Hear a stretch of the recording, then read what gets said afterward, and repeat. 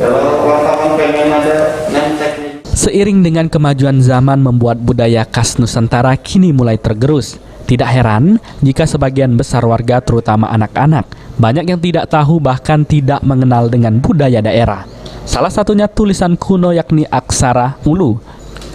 Atas keprihatinan tersebut, seorang warga Kota Lubuk Linggau tergerak untuk ikut melestarikan sekaligus memperkenalkan kepada masyarakat tentang tulisan aksara Ulu dengan mengaplikasikan lewat usaha sablon bernama. Menurut bapak dua orang anak ini, tulisan aksara Ulu yang dibuatnya dilengkapi dengan terjemah atau translate agar warga lebih mudah untuk mengetahui arti dari tulisan tersebut. Saat ini, Amin baru memproduksi satu tulisan aksara Ulu berupa Lubuk Linggau dan hingga kini cukup banyak diminati warga lantaran dinilai lebih bagus ketimbang tulisan pada umumnya. Ketika sekarang buka usaha, kayaknya bagus sih gitu.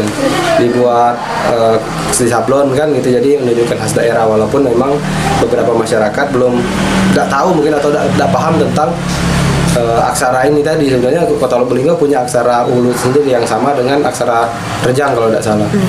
Jadi di situ kita aplikasikan digambar, tulis. Sementara ini baru tulisan yang bermakna Lubuk Linggau Bayeng.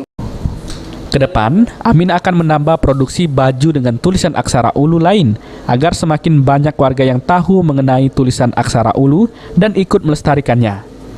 Tri Hajaria, PAL TV.